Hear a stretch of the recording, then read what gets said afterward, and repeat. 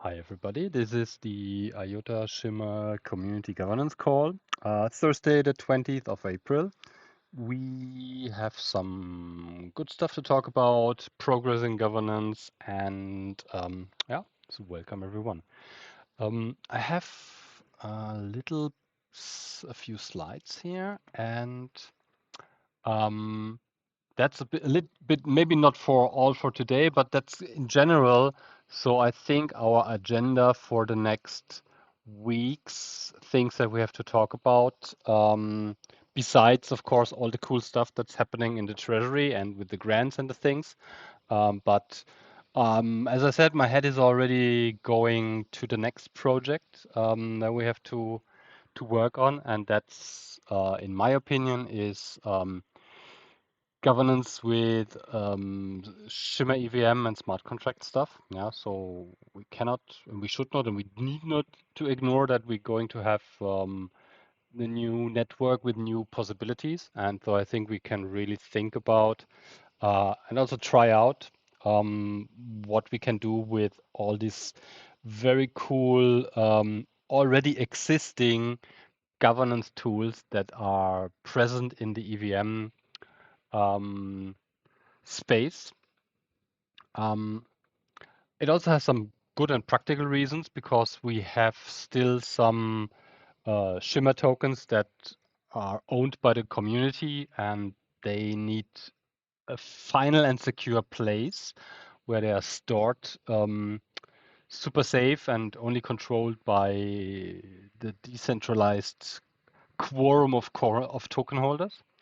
And so I'd like to explain a bit what I think is a good way to do that. And so the other stuff, of course, then if we would open our processes for anything happening in the EVM, we would have to update our governance framework and encompass all these things so that we basically adjust our current defined processes potentially. And yeah, and so the little bit further thing is then also the already the outlook with for the IOTA community treasury tokens that will come our way this year. And so that's also something that we have to start to think about. How will we handle those tokens? What are we going to do? Who will govern them, or who will whatever? Yeah, what's actually the plan for us with these tokens? And okay, so are we actually four people now? Okay, cool. Um, my first question, I think I've showed it one, two times already, was really the thing. Okay, we have our current governance process works. Basically, people create a proposal in the governance forum. Everybody discusses it, change the proposal a bit, adjusts here and there. So there's like a fruitful comment and exchange happening in the forum until a proposal arrives at the stage where it seems to be good and there seems to be a broad acceptance usually.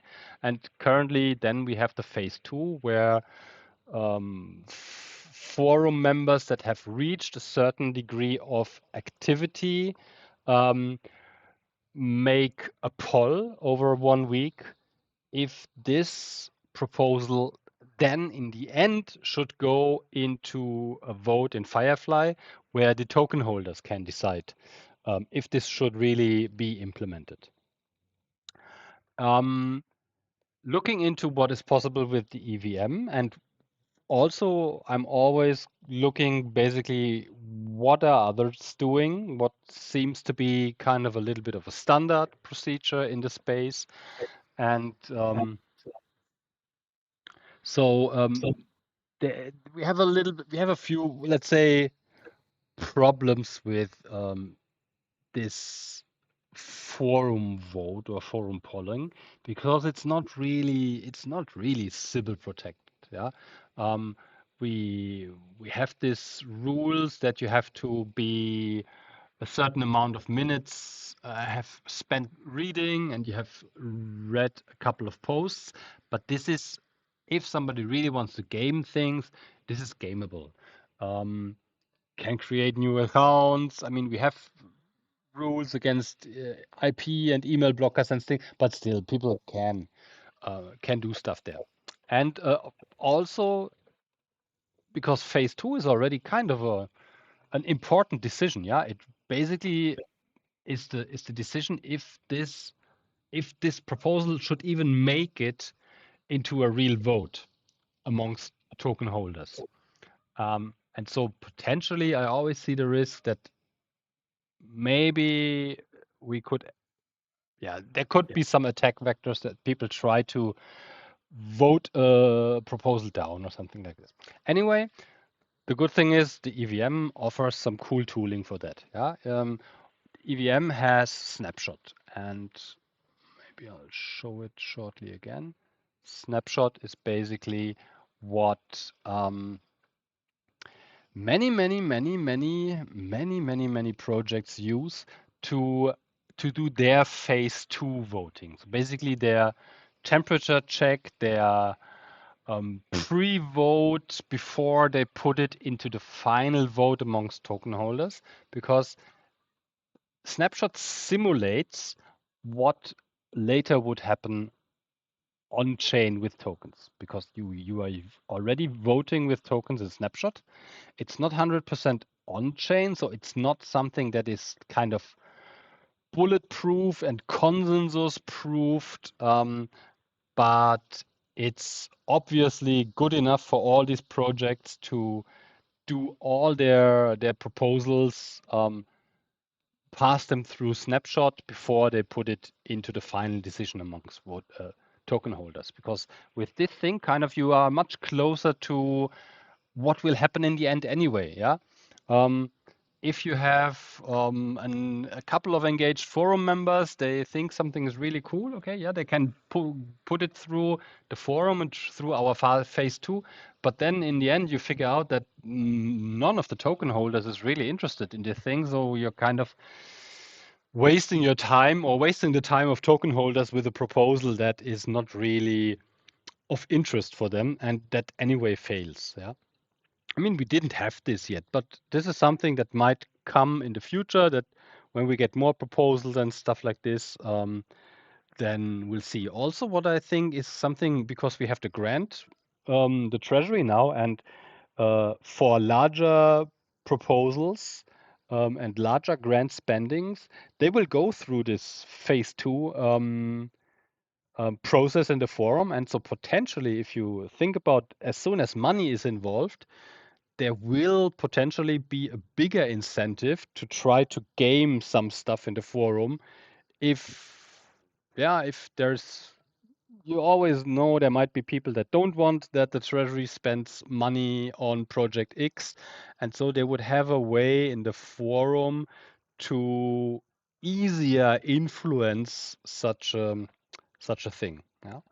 With Snapshot is bound to the token holdings. Yeah, so you are basically simulating what would anyway be the outcome of the phase three vote already there. And you see, it's pretty easy.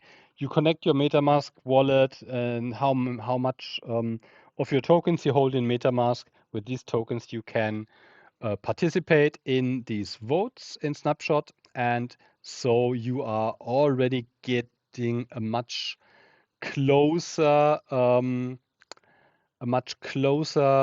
view of how the token holders see a proposal than you would get it in the forum.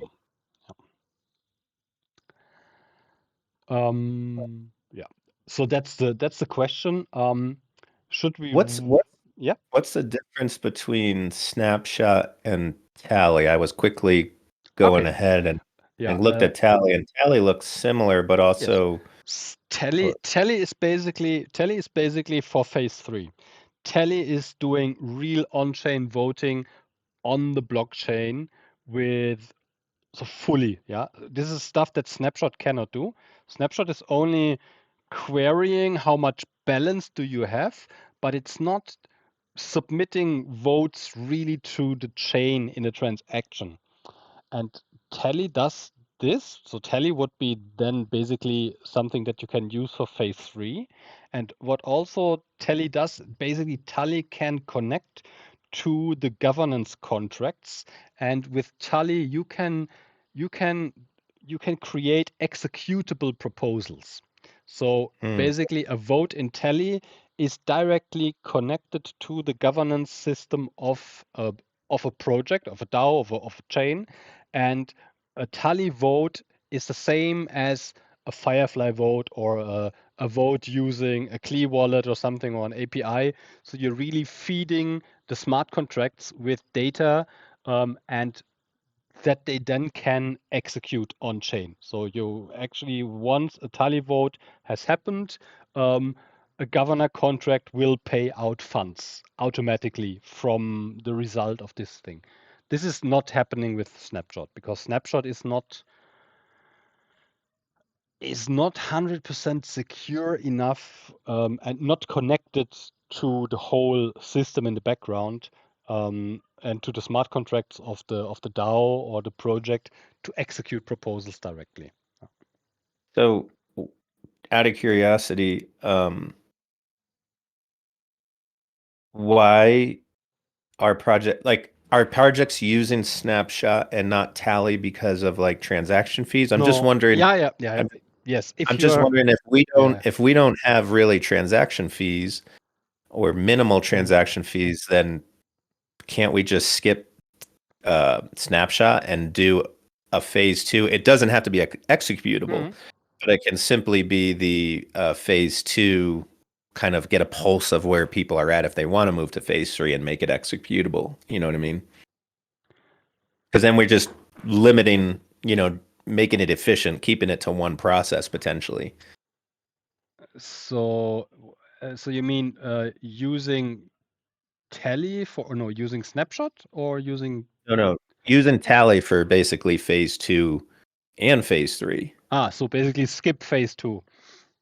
Well, not skip it, but just we don't use Snapshot for phase 2. We would still use Tally for phase 2. So essentially like this. Let's say someone in phase 1 in discourse has an idea to make a decision, and it will be an executable smart contract decision. Mhm. Um, then that gets the enough likes, or whatever you want to call them, votes to go to phase 2. Yeah. So phase 2 is, hey, do we go to phase 3? Vote. I mean, I guess we could even skip phase 2, but if we wanted to keep phase 2 in the governance framework, so everyone votes and tally, and it says, yes, let's do the phase 3 vote, then we do the phase 3 vote. But once the phase 3 vote, so phase 2 wouldn't actually execute the smart contract. Phase 3 would execute the smart contract if it passes. But then you have to pay 2 times transaction fees. I mean, this is the reason we also we're That's what I'm going saying. we're I'm going. saying if we're paying 1 penny transaction fee because it's You don't EVM, does it know. matter?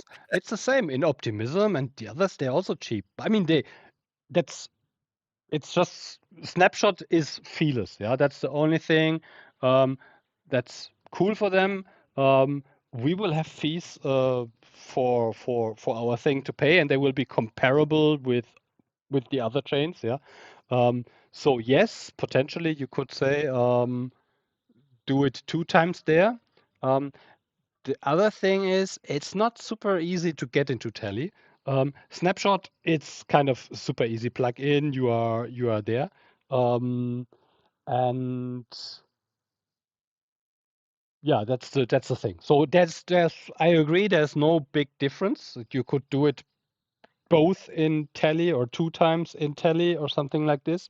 Yeah, that's the main thing. Yeah. Snapshot, as I said, is kind of just like easier to implement, easier to basically get everyone there. But yeah, and it's free. Yeah, it's like using Sooniverse or something like this. Um, Mm. so yeah, so that's just like this 3-staged thing. Um, what also is a bit different. but this is really something where if we go this way, we have to look into this anyway. Yeah. Uh, in Snapshot, currently you can delegate, but not yet with Shimmer EVM. So it's all the stuff is for special features you will have to get implemented in these systems. And yeah, Snapshot is just super easy, and you have also some cool voting features. Yeah, so stuff like these ranked choice or things like this, or that you have basically um, um, different kind of special voting features. You can't have this in Tally. Yeah, in Tally you always have a clear yes, no, abstain with a 50% majority. In Snapshot, you could theoretically do some much more customized things. Yeah, like Mm. if you would have this grand reviewer selection, you could have really made a ranked choice where people can say, okay, I want the committee be set up in this order, and you can do this with Snapshot. So it's just a little bit more flexible in the The, way you can create strategies for voting and things like this. the ranked choice is nice. I know there's a lot of discussion about trying Yeah. to get ranked choice on discourse, and Yeah, and unfortunately, discourse wasn't available. yeah, pretty nice actually for these things. Yeah, you have 4, 5, 6 different options. Cool. Make a ranked choice. I think you can also do.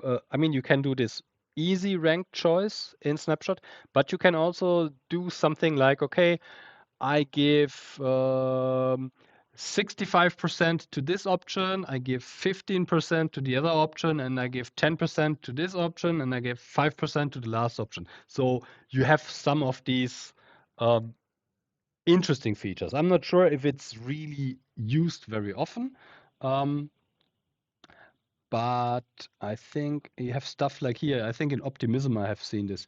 You have this delegation selection stuff here. And there you mm. see you have basically, I think this was a ranked choice. Oh, I don't know.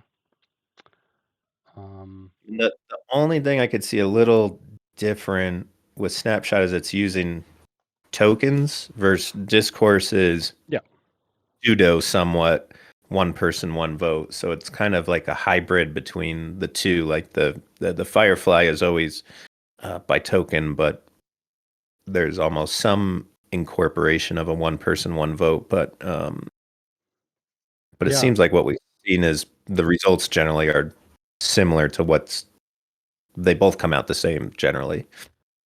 It's very, very close currently. Yeah.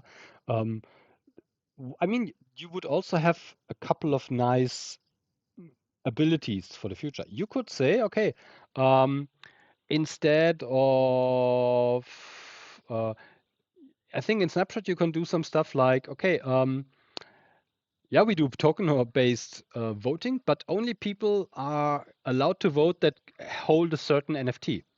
So you could think about slowly to do some stuff like a reputation system where people decide, okay, you get a certain NFT based on whatever, yeah, some achievement that you have done in the community or all this stuff, yeah. So there's kind of some interesting options. You could also use other tokens.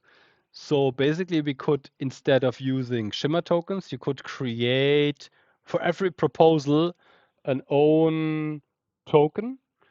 Use this in Snapshot to say.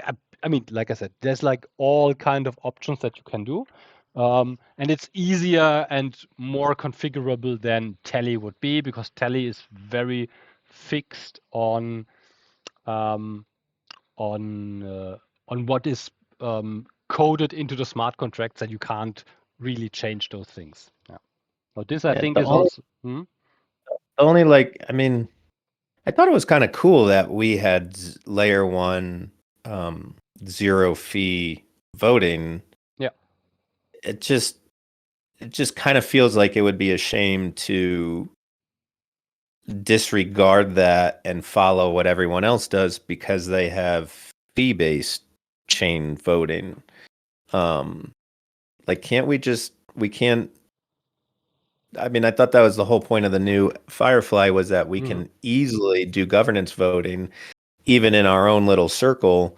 So like, couldn't we Absolutely. just You can, couldn't you, we but yeah. couldn't we just do these phase two votings in Firefly? And then it's still feeless? Yeah, yes. But then again, I mean, then you don't need if you go on chain, you don't need to do it 2 times. Then you basically just skip phase two and you say, okay, that's it. Because otherwise you would have to say, okay, hi Firefly people, open your wallet and decide if in 2 weeks you're going to do another vote where you really vote. Yeah, it's a bit of this. It's a bit, I don't know. It's a bit strange potentially. Um, Oh, but then the phase three, we're not going to do Firefly anyways, right? We're going to be using I you thought you said we'd do the you tally. you can. I think we should keep both. I mean, we have clearly you have people that want to stay in Firefly, yeah. Um, but in the end, what I see coming is that th most of the stuff will anyway move into EVM, into smart contracts. Yeah. You of course will have people that hold stuff in Ledger, but definitely to make decisions on what should happen with treasury tokens, it can only happen in the EVM because Mm. you can you need to have a smart contract, and this smart contract can only be controlled by things that happen in the EVM. So basically, whenever real important decisions about fund spending from the treasury should happen, um, things must happen in the EVM. You can't do it on layer one. It's not possible. Yeah. So the Yeah, treasury I guess it, tokens will anyway need to move into the EVM, and then voting on these tokens can also only happen in the EVM. Yeah. yeah, I guess it's hard to conceive until EVM is live. It just it's like seeing like a part of the only seeing part of the vision or something in a Mm. way. Yeah. Yeah, I think we should definitely try everything. I mean, this is our Yeah. time to test all this stuff out, Yeah. And Um, that might be really something. Maybe, and the interesting thing is we are kind of free to, we can also define, we could define, okay, for this kind of decisions, we try to use snapshot for phase two. Other kind of decisions we keep with the forum. mhm. Um, I mean, I don't know how much proposals will come in that will potentially go into this from the grant from the Treasury Committee. If you get bigger things rolling in, then potentially we will have a couple of more votes in general happening. So we could then say, okay, let's do it in parallel. Yeah, let's use both and give both options and see if we have big differences in snapshot and forum voting. Yeah, something like this. Mhm. Yeah, Yeah, yeah, yeah. yeah. So just to test it out and figure out, okay, how it works. What do people say basically to the thing? Yeah, do they like it? Do they think it's easier, or it's more difficult than the forum or whatever? Yeah. So Mhm, mhm. yeah. Yeah, so this would Cool. basically be the question for phase two things. I think um, so like I said, we would if there would be a decision to say, okay, skip the phase two from the forum, do everything phase two in snapshot, then of course we would need to do some adjustments and talk about Mhm. some of these parameters that need to be set for snapshot. We can, as far as I've seen, use everything as we. I mean, okay, we have this 100 voter thing in in the forum. Of course, we would need to adjust this. So we would need to say, okay, this amount of tokens minimum must vote, or this amount of votes or tokens must minimum vote for or against a thing, so that it is basically a valid vote. These are parameters we have to think about. Yeah, I would look in based on what we have as historical data. And you could also then do something like anyway, the proposal will be in the forum.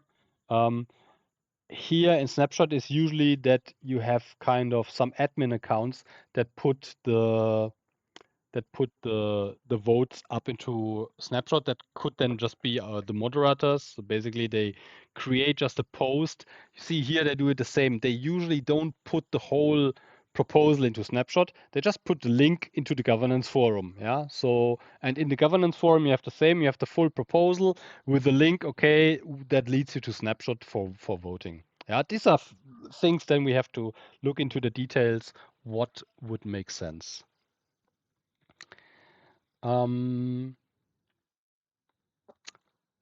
Yeah, minimum amount of shimmers, tokens potentially, you can define that. Thresholds and quorums and all that stuff, it's possible. Can you do? I mean, I kind of like the idea that discourse is, you need 100 people versus a certain amount of tokens, at least in the phase 2 section, just because then again, it's not perfect, but it's closer to that, one person, one vote versus like a whale can just come in and push a vote through. Can in Snapshot, can you say, again, not that it can't be exactly gamed, but that you say, hey, a minimum of 100 essentially would be MetaMask ID votes, which sort of encompass individuals, but it's the same really on Discourse because you can make multiple Yes. profiles. Yeah. I think you can define your own strategy. You can basically write a little piece of code that says, okay, minimum quorum, a minimum 100 addresses Mhm. must participate in the vote so that it's valid. This is stuff you can easily write a little JSON own strategy and implement them.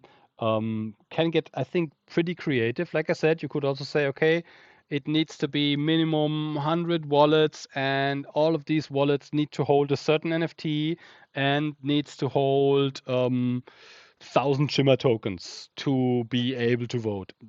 All these Mhm. stuff you can basically pretty easy just write your own little mini script or mini definition of what your voting strategy is. Yeah, so if we want to get creative, stuff like this, I think there's also something like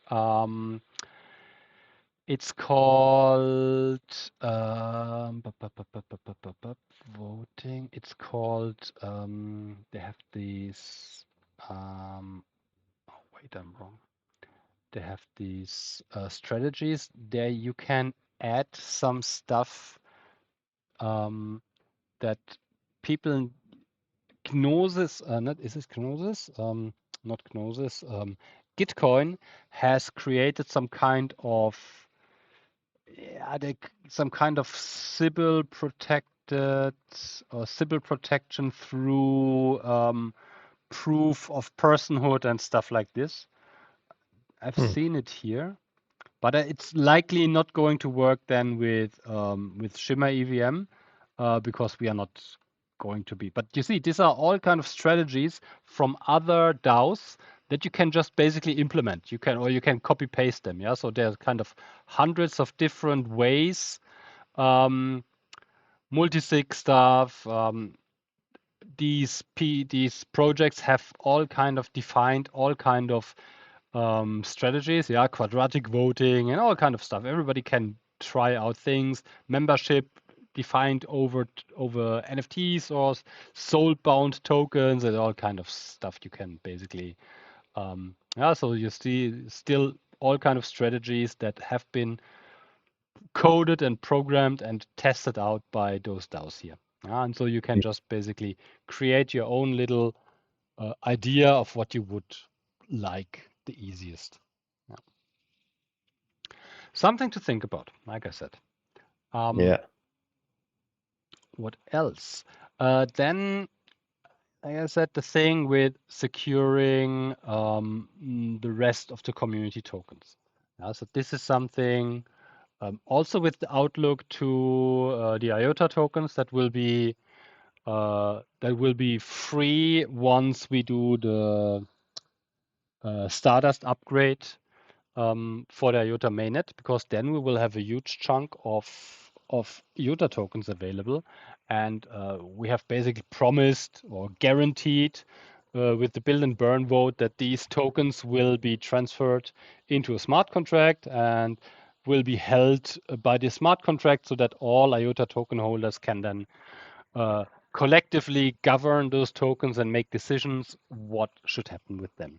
And for this, basically, we need to implement smart contracts that can do this. And by far, the most used thing in the space is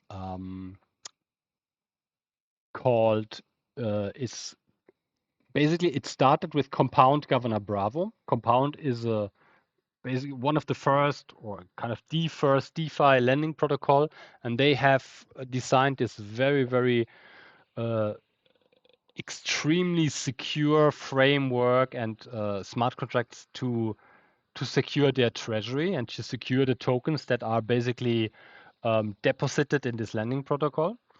Um, Other DeFi protocols have started to pick up these smart contracts, and then there's Open Zeppelin, which is one of the biggest and most valued smart contract auditing platforms and development platforms, and they have taken these compound contracts and basically created their own modules from it with exactly the same functionality, with audited code, with modules that you can basically stick together, um, and you don't, yeah, so you can use it kind of out of the box and configure it so that it fits your use case.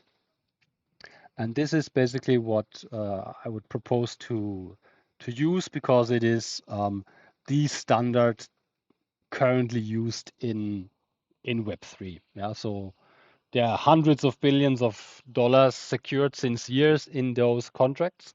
Yeah, so Uniswap, Aave, Optimism, Balancer, all these. I mean, I don't know. It's like likely 60% of the whole value of Ethereum and DeFi is held in those contracts. And so I think they will be good enough for our use also. And especially they're kind of not super easy, but they are easy enough to implement in any EVM chain. So you have kind of a system that is proven to work and that is secure. So Open Zeppelin is an evolution from Compound. Yeah. Compound. Cool. It's Cool. it's 100% compatible. So basically what Open Zeppelin has done is because for compound to work, your token, your ERC20 token has to be following a certain interface. It's the ERC20 compound token Mm. interface, which Compound has developed themselves because before there wasn't anyone um, available and able to do that. Um, so if you create a token, you would always have to create a compound token, ERC20. But some projects don't want this because it has other things, limitations. And so this ERC20 vote token from Open Zeppelin is kind of more usable. And what they have done is they have extended Compound's functionality through some new modules because Compound is very rigid and there's kind of it's a very fixed and static system because I mean they have developed it for their own project and it works wonderful for them. but they have never developed it with in the mind that 250 other projects might also want to use it and build a little bit their own version here and a little bit own version there. And this is actually what happened, because once other projects saw that Compound has built this, they forked it and they started to change stuff. And so you have, I think I've read it somewhere, you have currently over 170 different versions of the Compound Governor Bravo smart contracts deployed in DeFi, and they are all a little bit different. Yeah, so they have changed here a line of code, and they have changed something there, and so kind of it's a bit of a, you have to know what to do when you change stuff in such a contract.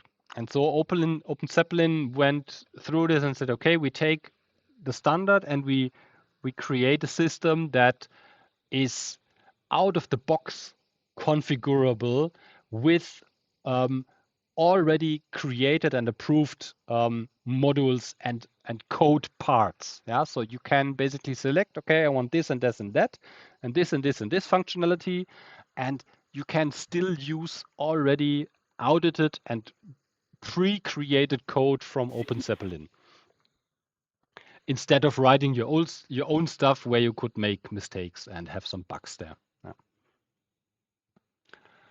Yeah. The difference in this kind of, I mean, it's like I said, it's based on token holdings, yeah. And the only difference to our system on layer one is that you cannot use the system that we have with accumulating voting power over time, because this is just not possible uh, in smart contract. It would be super expensive to do it there, and it's not the standard way of how the rest of the world does it. And so these voting power is always defined at a certain point in time, at a snapshot. And this is basically said, okay, at block X, all wallets have this amount of tokens, and with this amount of tokens, you can now vote in this proposal. And if you sell them after the snapshot, or you buy more after the snapshot, has nothing to do. You can, with your wallet, just vote with the amount of tokens that you hold at the point of the snapshot. That's the only thing that's kind of different. Yeah. The rest is kind of configurable. Yeah, so there's always a 50% majority. You can define which quorum, like we have now with 5%. You can set these things. You can define the voting period, how long a vote should take, or how long voters have time to vote, and all the stuff, basically the same things and similar things like we are already doing. And what also is important is that you have a time lock, or you can have it. You don't must, but you will likely going to have a time lock, which means whatever the outcome of a vote is, after the vote is finished, there is a certain period of time which is predefined. Usually projects do something like 3 days to 7 days, where absolutely nothing can happen. Yeah. So even if there is a proposal that says, okay, give 50% of the treasury to Werner because he's a good guy. And however he would made it possible, maybe it's done over New Year's Eve with only 1 day voting period, and this proposal would it, because the proposal always includes the code. Yeah. So basically, without a time lock, at the point where the voting is finished, basically the next thing that happens is that the transaction gets executed and Werner gets his tokens. If you put a time lock in place, you have basically 7 days time to check if everything was correct. If there was any bug, if there was any manipulation or whatever kind of stuff happening, and you could think about actions to avoid huge mistakes and drain the treasury and things like this as a community then. Yeah. Yeah, it's like it's kind of it's similar to the framework we have, but it's more automated and Yeah. done in smart Yeah. contracts, You which is have you don't have to trust good. anyone that the thing that the people have voted on is really going to happen. Yeah. So currently, yes, we always have to trust that this and this will then be implemented, or this and this Right. action will be taken by somebody, by the IOTA Foundation, by whoever is the one that needs to execute something that the voters have decided. And of course, we all trust each other, but you always have the potential corruption or censorship implemented in such manual actions.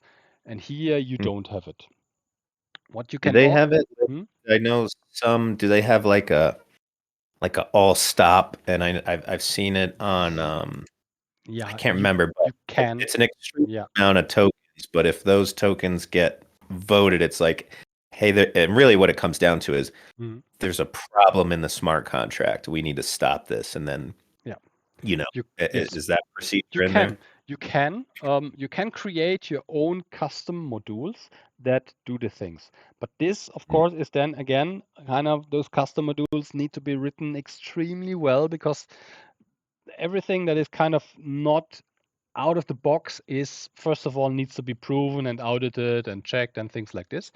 Um, but yes, um, you have potential ways to stop this because Open Zeppelin also has a tool that says Defender, and you can basically integrate Defender into this governance system.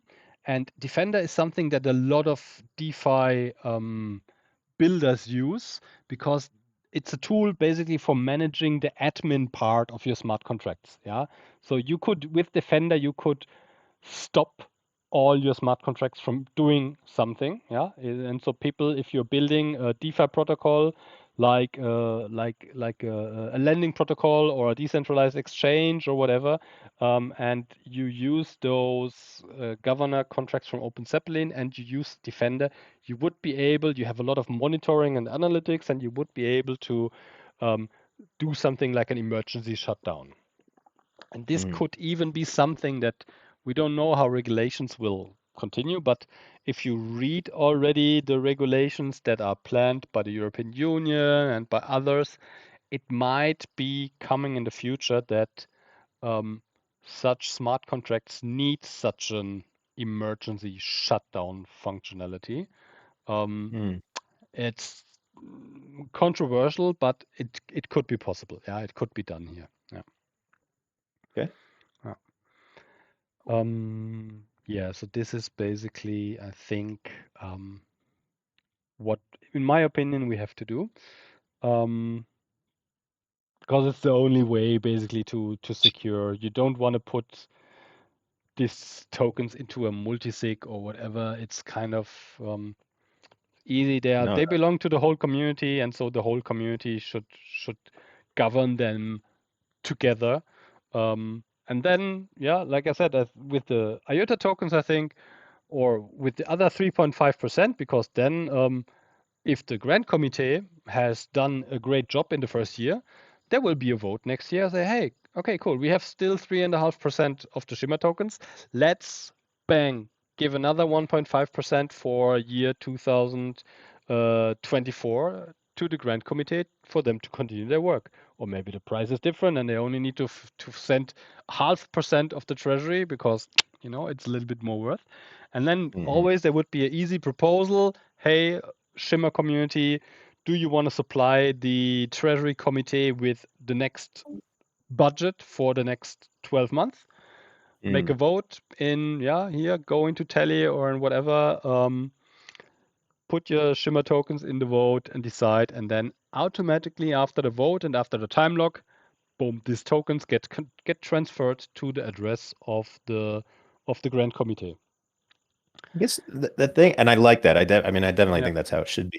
I I I would like to see, and I don't know how to get community consensus on it, but not necessarily that has to be fixed, but that like the community can vote, hey, how much of the treasury do we want to use this year?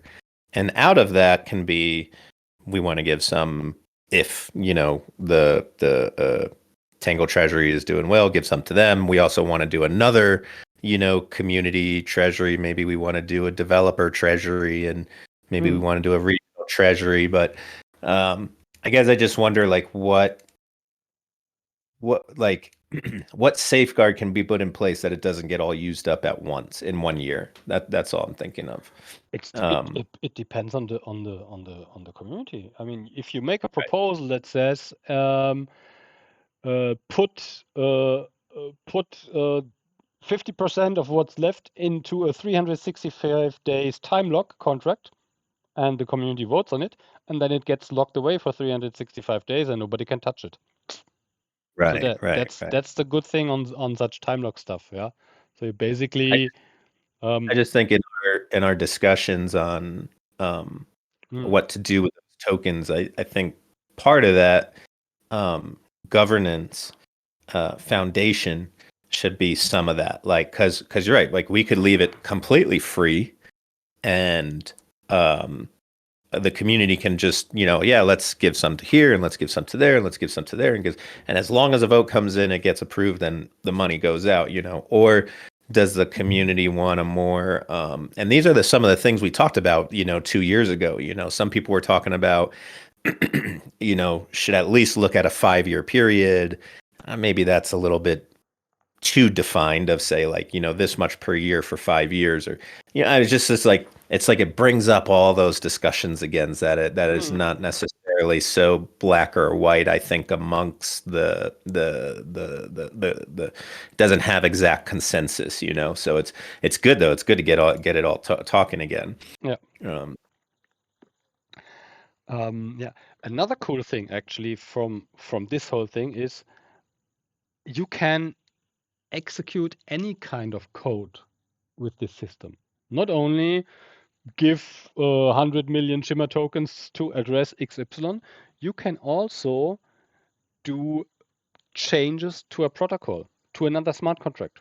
Basically, this system, this is how all the DeFi protocols do it.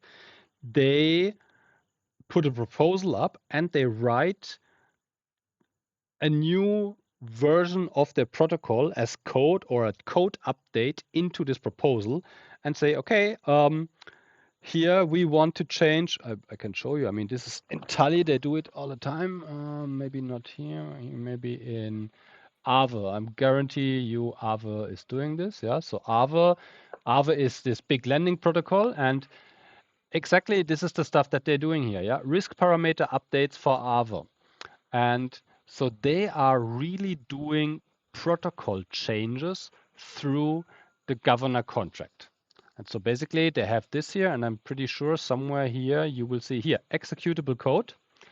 This is function signature, blah, blah, blah. So they have call data. These are opcodes from Solidity and functions, basically. And this means once this proposal gets approved on and whatever time lock they have there, this code gets executed in the Aave protocol. Automatically will parameter what they say here. So the parameter blah, blah, blah. This freezing parameter for USDC, USDT pair will be changed from whatever to another. Yeah. And so this is how basically DeFi really works, and decentralized governance, because there's no human involved anymore. Yeah, you have this executable code in the proposal, and whatever the voters decide will 100% be executed. Of course, this stuff before, what they do is usually they write this code, they test this code in a test net, and if it's a critical change, they also submit an audit into this proposal. And if the voters see, okay, this stuff was tested, this stuff was audited, this is the protocol change that they want to do, bang, yeah, we want it, or no, we don't want it. And so then the community and the token holders have the full control over everything that happens in a protocol. This is, of course, something that will not happen overnight with Shimmer and IOTA, because also this is a bit different if you do this for a layer one or if you do this for an app. Yeah, if this is basically Aave, or it's very valuable, but of course it's just an application running on Ethereum. Yeah, Ethereum mainnet is not doing stuff like this um, through their governance. Yeah, and potentially in IOTA we also will never do it 100% like that, but we will be on the way. And stuff in the EVM could also one day be governed by such things. Yeah, so if the validators in the EVM want to change the fees, yeah, how much is the minimum gas fee in the EVM?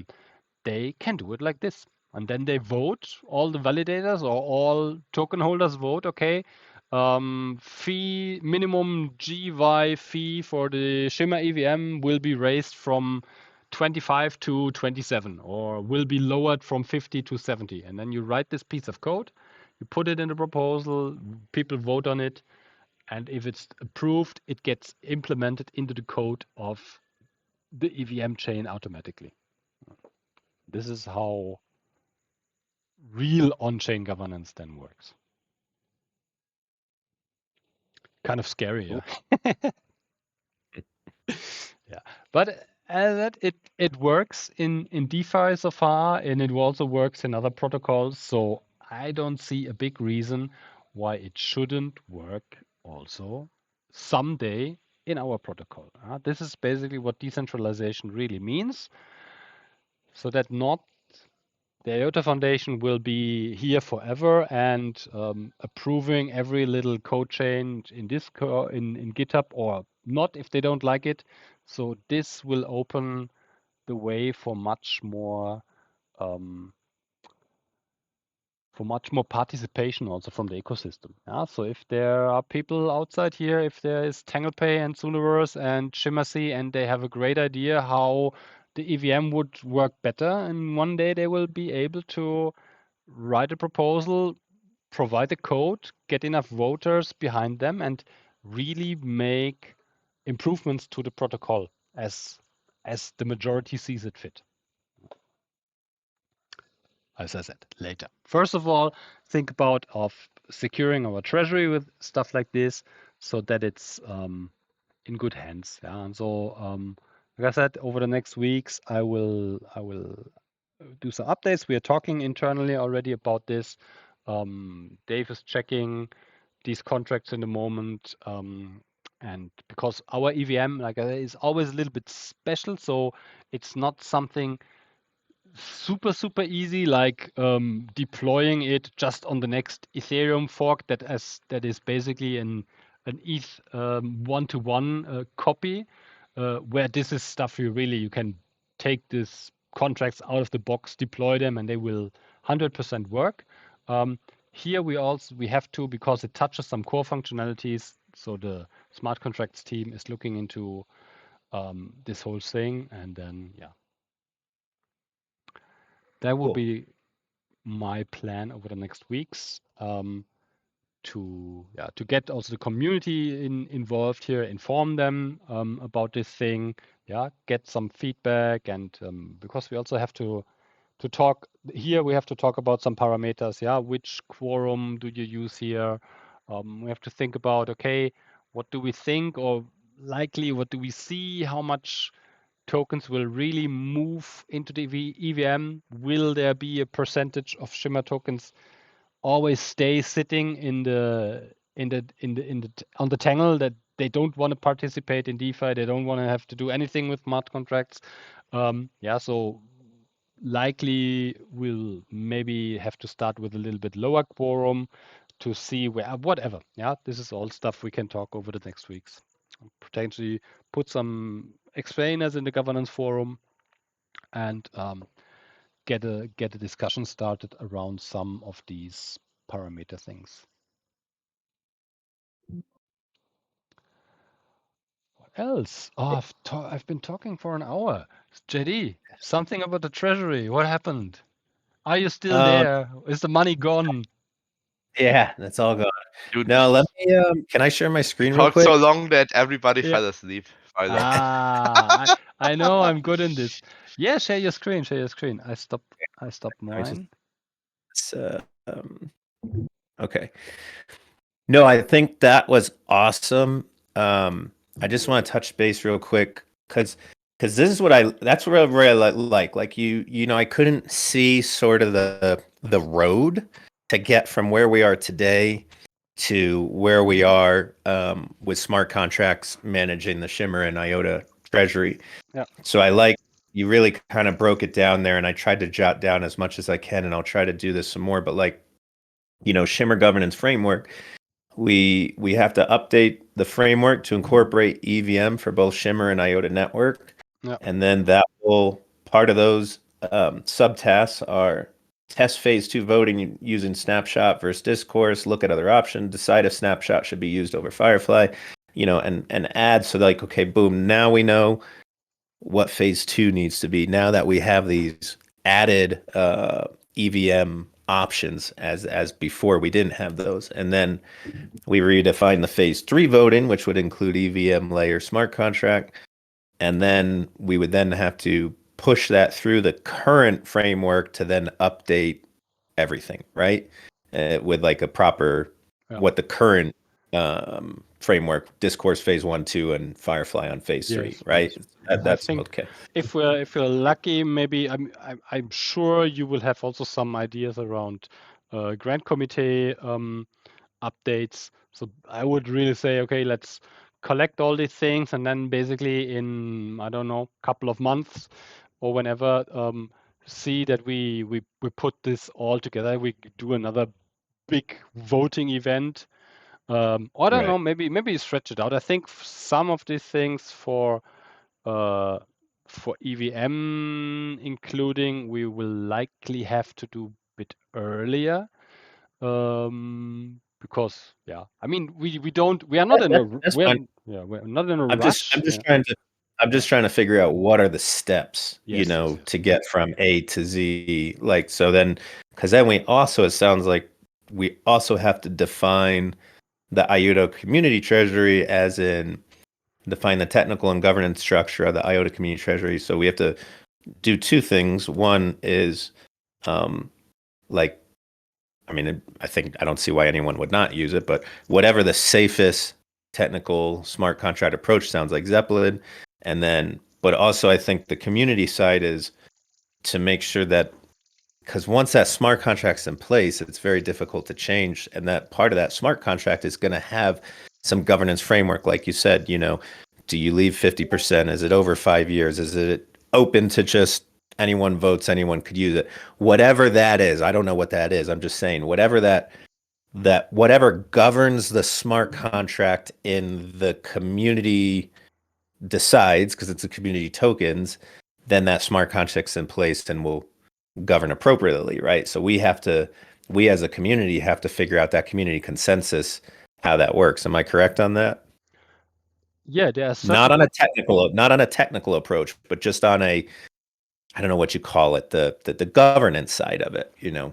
I mean, there's only tech. A smart contract has only code. You tell a smart contract, okay, to execute a proposal, the proposal needs to have 5% of all votes in favor for option, and it needs to have a majority.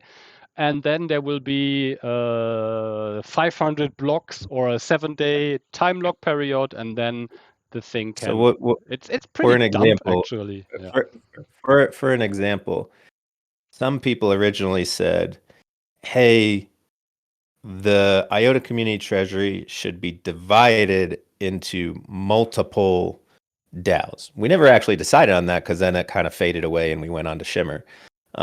Some other community members had suggested, hey, we should divide the community, the 50 TI, over a 5-year period, like 20 TI, 20 TI, 20, or whatever it is, 10, 10, 10, 10, and use 10 per year. So that's something that could be written as a base governance foundation of the smart contract. On day one, the smart contract could say, I'm just saying, hold on. Hold on, let me just finish. It could say 10 TI will be used for this year, and then the rest is time locked to 10 TI for the second year, third year, fourth year, fifth year. So how are we going to get a community Yeah, you could definitely do that. No, you cannot do it with one. You would have to deploy 4. So if you want to split it into 5 parts, you have to deploy 5 independent governor contracts. with That's different. fine, but whatever it could be, it could be. I mean, that's the point of smart contracts is you make them what you want and define the parameters.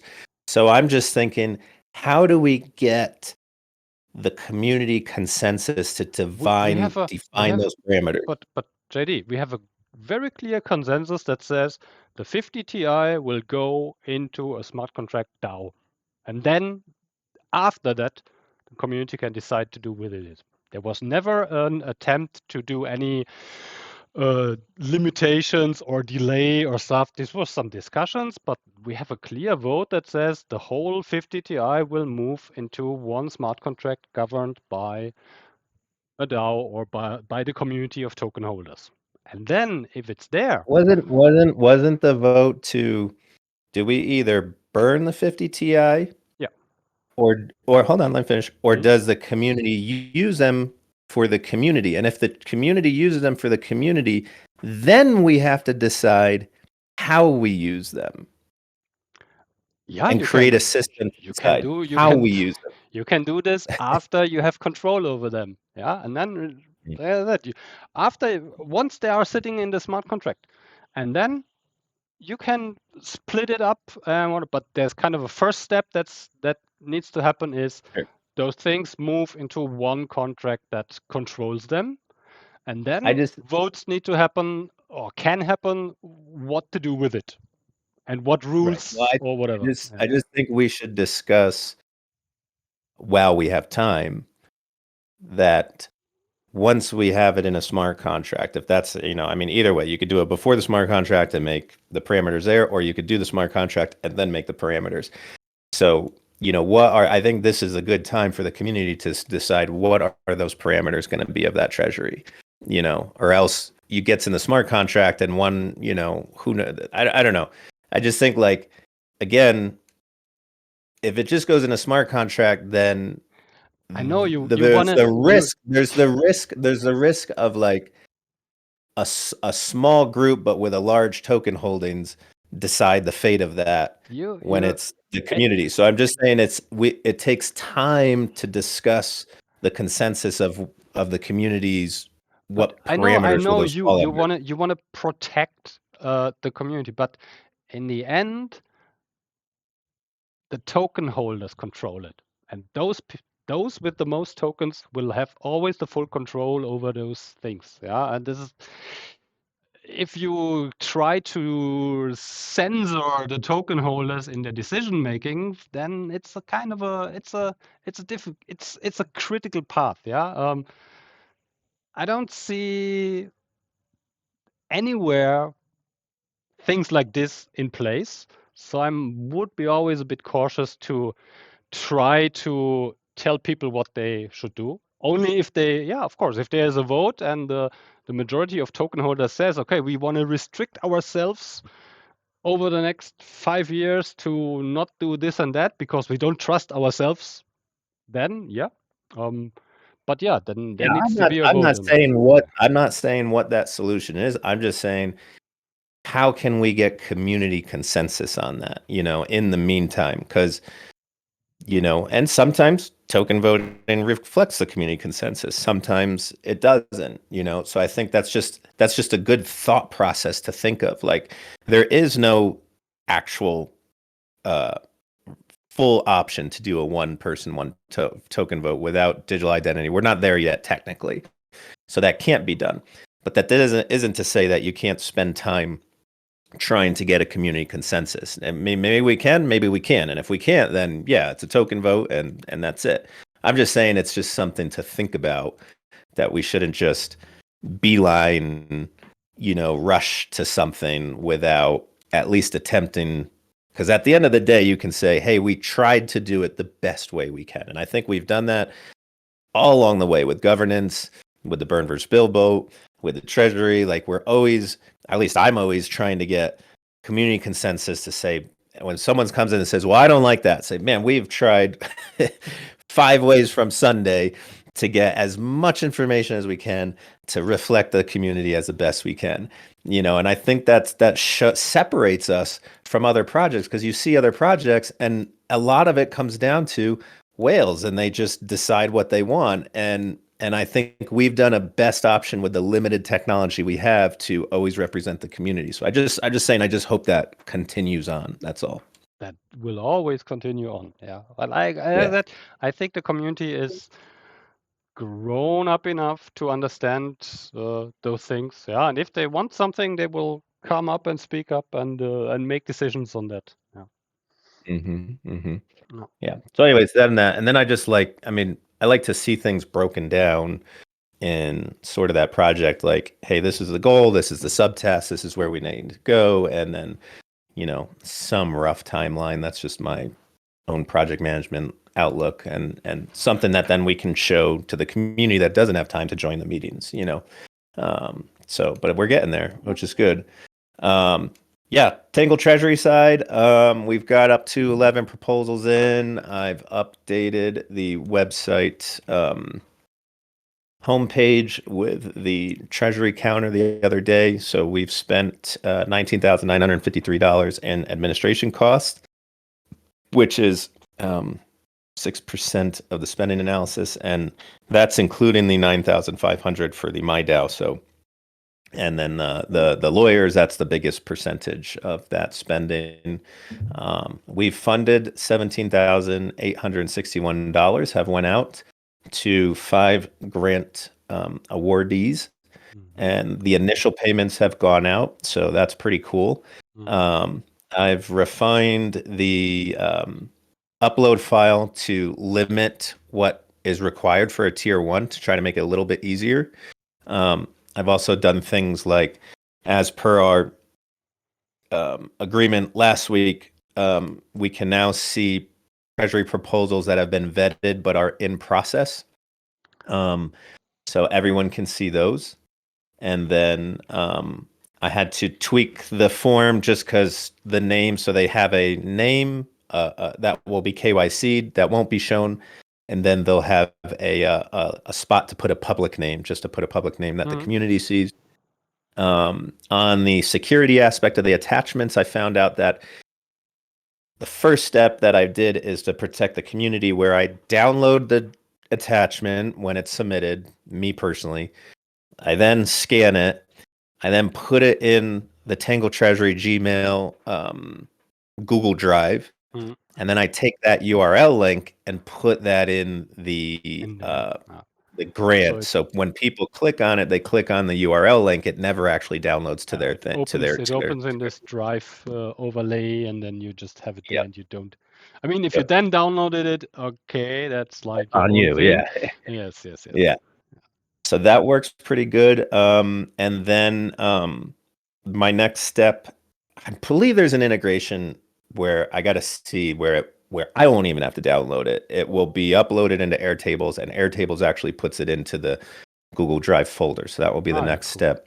And that will solve that issue, which is good.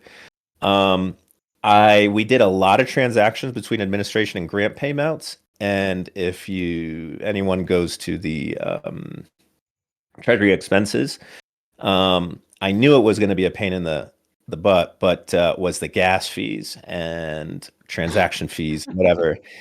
And but I finally figured it out, and we've got, I don't know, several transactions, and the tally is 62,389. And if you then match that to our Binance Gnosis wallet, let's see here, which I put on the homepage to the link. The Gnosis wallet, we have 62,389.04 on our log accounting sheet. It's 62,389.08, and the difference. I know. The difference is if you look at Binance, they only show the transaction fee in USDT, US dollar, where we're recording it as USDT. So that is the difference. And I'm sorry, if anyone really wants me to, I will, but I'm not going to try to find the exact second which is you can't do it. Even you can't. But we're within 4 cents, and that was so that's going good. Where I want what people see as the description of what we're spending to be exactly what is in our Gnosis wallet, exactly is in our treasury, our SMR wallet. I got a question for just from the layout. Is it possible basically to make this whole field a little bit wider? Because now you always have to use the scroll bar. And you have quite a lot of on the left, on the right, you have a lot of pagination on the thing. So Yeah. basically this whole thing would, yeah. I mean, So I this, think anyone can adjust the columns if they wanted to. okay. Yeah. Okay. And if anyone, what I tried to do was put description, date, what type of transaction, the amount, and then your USD and SMR balance are right here. So these are the main ones we want to see, like $6,000, and then it affects it however. But and then if you want to get down into that transaction, you can scroll over. You could see, is it paid out? There's quite a lot, so it transaction. wouldn't anyway fit on the whole width of the page. Yeah, likely It not. can't. Yeah, I mean, unless I made the font extremely small and whatnot, So, but the major stuff that someone would want to see is in the viewable area, and then if they want to, see specific SMR transactions, they can just go down that, and all our SMR transactions are in the beginning, so they can go to the beginning, and you can see, oh, okay, this was the transfer of SMR for $100,000 exchanged at 0.062 from into our funding, and there's the SMR, and then the SMR balance would be 25,591,000, and then the transaction ID is here. And let's see if it's right. And there's our transaction, and that's the remaining, so that matches up. And then you also have attachments. So this one was the MyDAO fee. I have their transaction, but also have their invoice as well. I've told any of our vendors, we'll have a private invoice that we keep on our web files, and then a public invoice for the community. So that was good. And trying to go quickly, we tried to. The reviewers were asking for a kind of like a funding strategy. Do you see a PDF right now on my screen, or? Nope. Okay, let's see if I can switch that to that. Whoops. Yeah, here we go. So they really wanted a funding strategy, and I took the categories when someone essentially applies for a project. They're going to click their category, and the categories align with the governance community framework. But looking at a funding strategy of what is going to give the most return in the shortest time with the least amount of money. So I said, okay, what won't we fund? So we do have government grants that are government projects and support Industry 3.0 and wallet applications. So government, they do a lot. I mean, EPSI's going to do amazing stuff. They've already done an amazing stuff for our ecosystem, but it's long, right? They're really long and a lot of funding. So wallet applications, we have Firefly, TanglePay, and then an Industry 3.0, same thing. Immense amount of capital at the beginning, long projects. So I thought, just as a guide, this is only a guide. This is not to say this is set in stone. Okay, we don't fund those, and we focus on dev tooling, applications integrations, DAO tooling, developer tooling. Those are all the options that someone could click when they submit a grant. Marketing and content, community marketing, events, hackathons, utility applications, KYC applications, digital identity, artificial intelligence, project application support, committee and DAOs that serve the ecosystem, code audits, Web3, DeFi applications, gaming platforms, NFT applications, etc. So these are the 5 major categories we want to fund.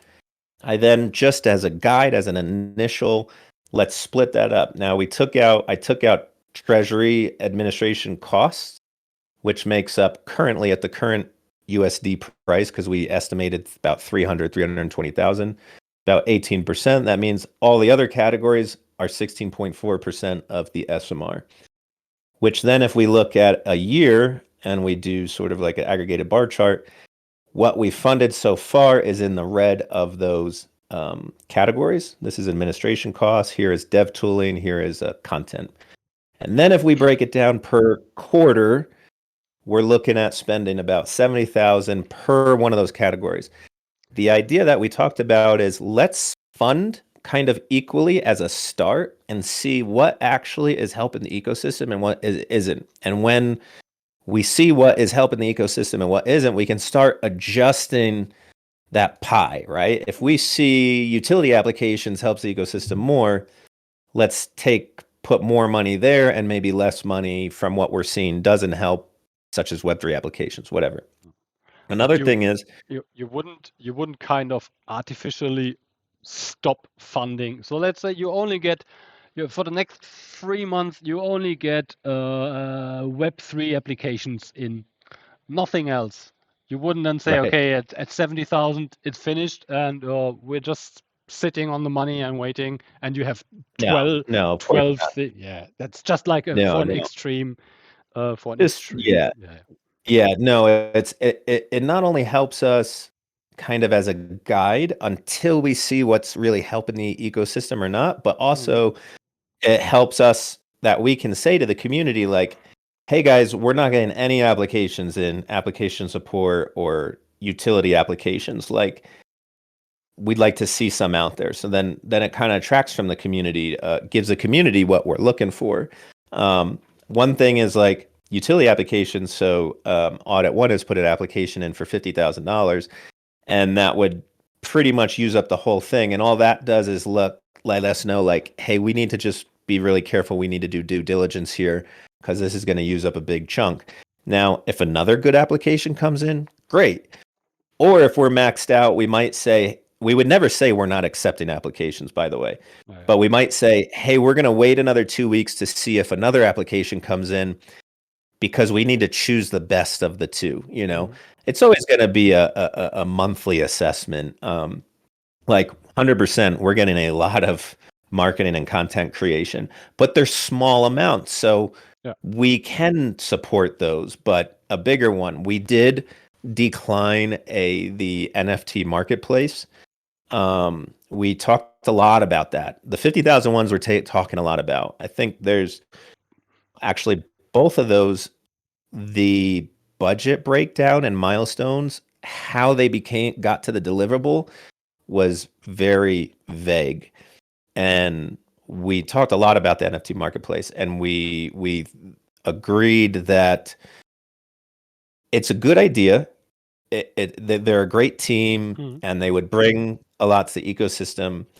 I think our concern is EVM hasn't launched yet, and we have supposedly 70 projects. We don't know if all of a sudden 5 projects will launch that are all the same. So then part of our grading is uniqueness, and we just don't have that information yet because we don't know what's launched yet. So I told them, I said, we like it. You know, we'd like a little bit more clear milestone breakdown and how the money's being used. And we're going to decline this right now, but I'm not saying declined. I'm going to put like a new section of archive. I said, you know, we want to look at this in Q3, Q4 once mainnet launches, see where our treasury is. And I definitely think we want to support this, but at this current time with the ecosystem, this just might not be the best allocation. Same thing with Audit One. We said, you know, we like everything, but your budget breakdown is just, we'd like a little bit more detail. And then I said, you know, I understand 50,000 is not a lot of money. It's almost might not be worth your time. But if you'd like to do this, then we're definitely positive in that. So we're just being careful on the larger ones. And then we did get a proposal. A guy sent me a proposal for $750,000. I'm not going to go too much into it. And he did that he didn't even submit it. He just sent it to me, and he had applied to the EDF. And I said, look, this all looks really interesting. There are 2 other people doing this in the ecosystem, so there's limited uniqueness. And I said it was amazing. It was a 40-page proposal, the best I've ever seen in my life.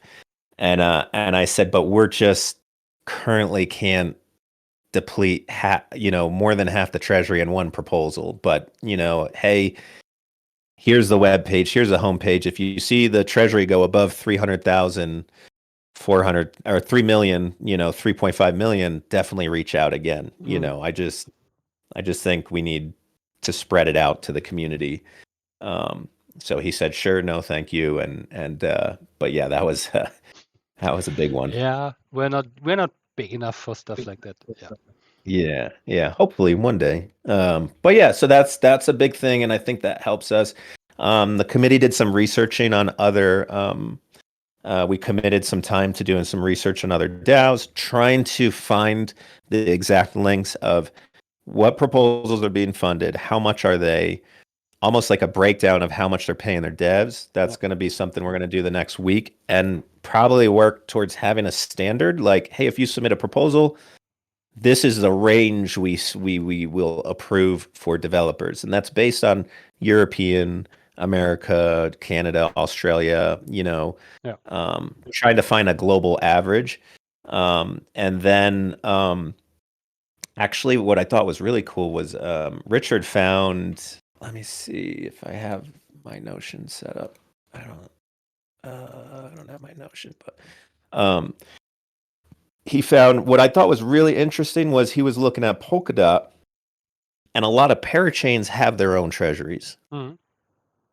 And I thought, wow, like we say we have a limited treasury, but it would be awesome if tokens and ecosystems built on our treasury then have their own treasuries, right? And it's essentially multiplying.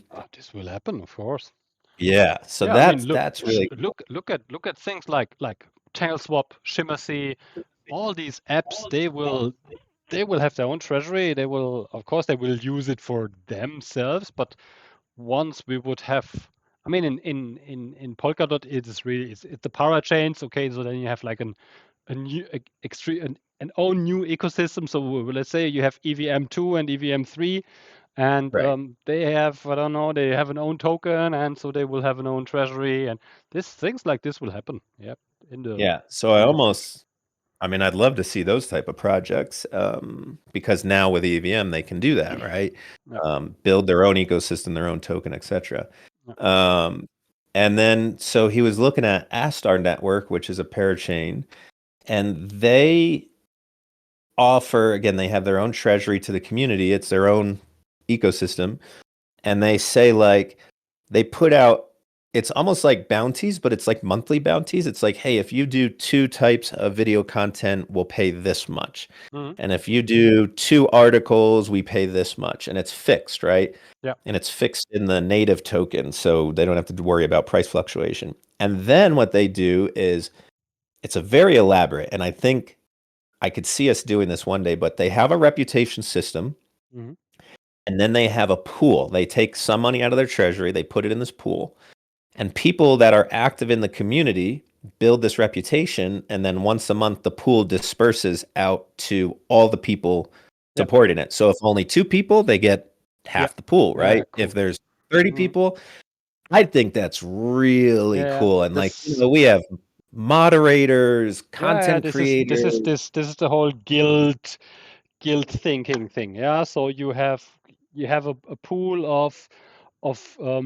of candy, let's say, and whoever gets active and whoever does something good, and of course you have to think about the scoring and the things, but the community usually can figure this out, what's worth, how much is contribution X epsilon, how much is it worth, how much points or whatever you get for that, and in the end you get the breakdown and you get your share from the available pool. That's a really cool thing.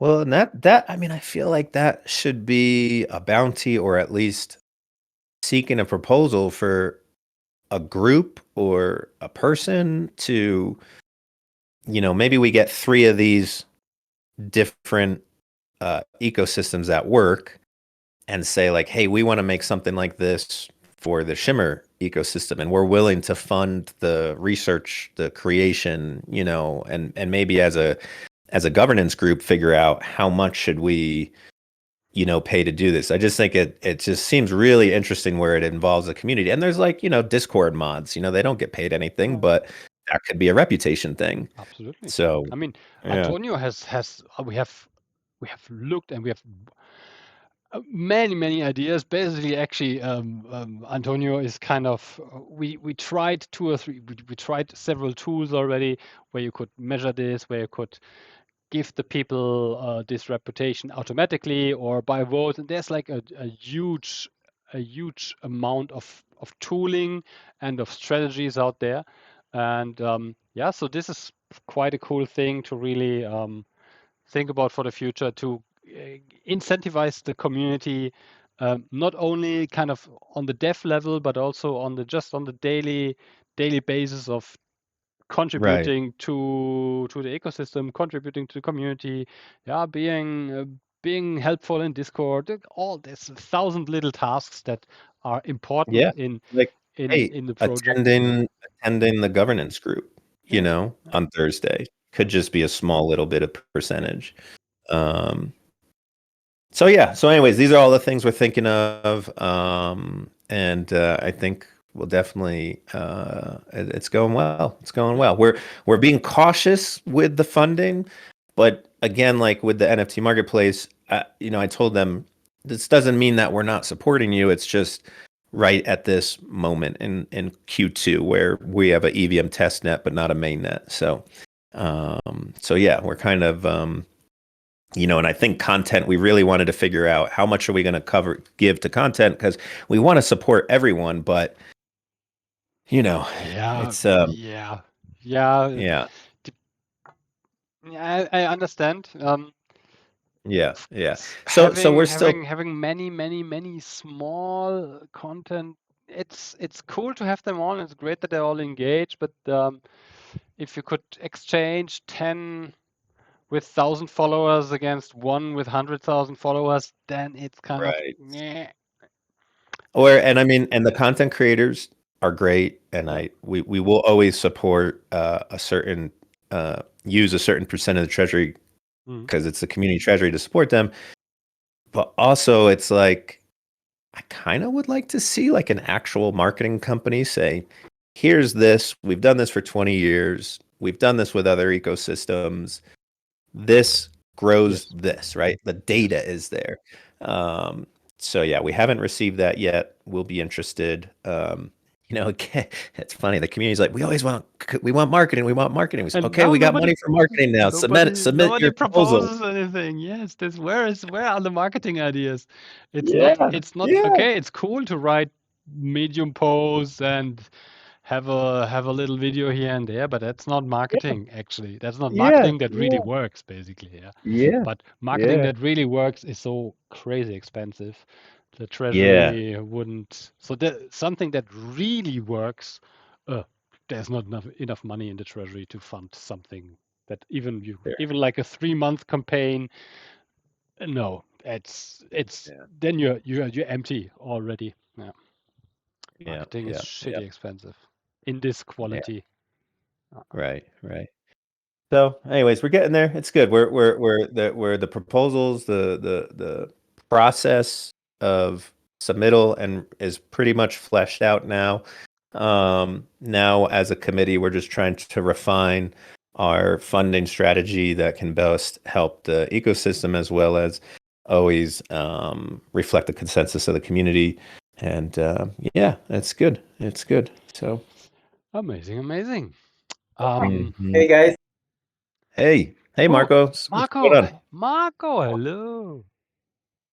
Hey, just wanted to say hello, and at the same time, I just saw, before I share anything, because I've been listening and I have some thoughts to share, not to Mm. extend the conversation, but I just jumped in because I saw Jelly, and I know he's been working on something that I've been waiting forever.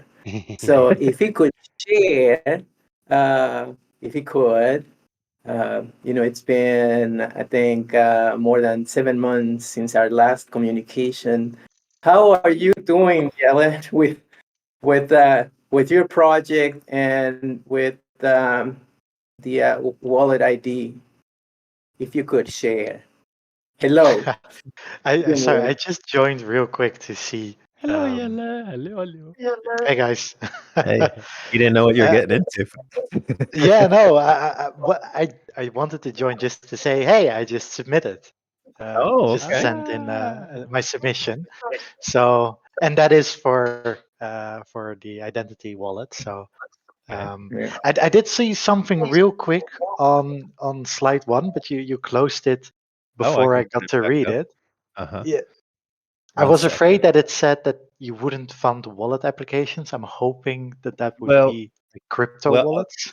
yeah, no, let me pull it up. So first let me be clear. This is just a initial guidance. Okay.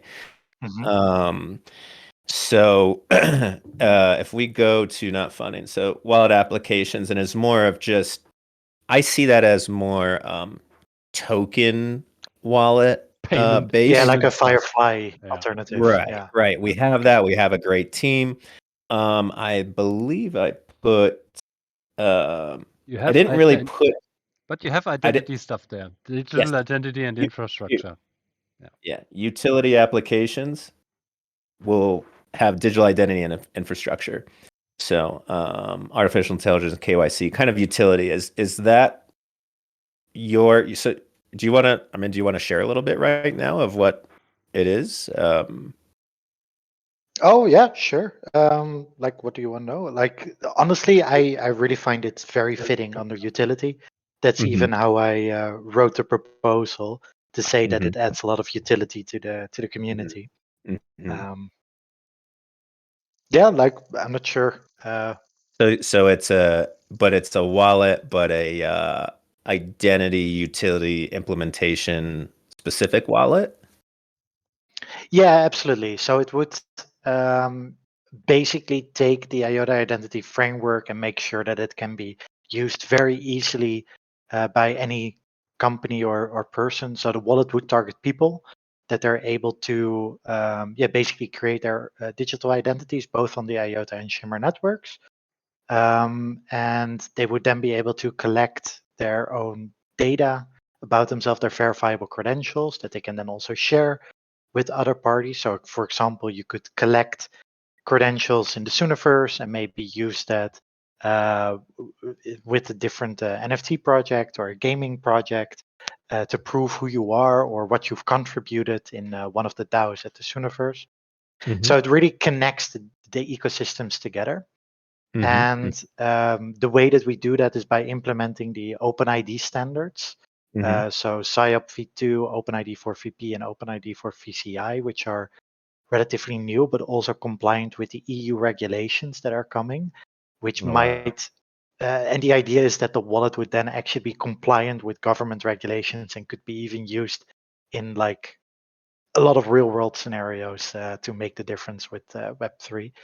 Um, so you could think about like it actually being used for, um, uh, signing up for banks and getting your college credentials on there as well. But that's a little bit more of a long-term vision. But every step Sure. in the proposal that we put in is Mhm. already working towards that. Nice. Hey guys, Um, so I'm sorry, JD, real quick. go ahead. This is something that you mentioned before Jelle joined the call. And I think this is something that it is important for Jelle to share because, see, JD was talking about voting. And the issue right now with the ecosystem, like this is the entire ecosystem, is that whales control anything and everything governance has to do.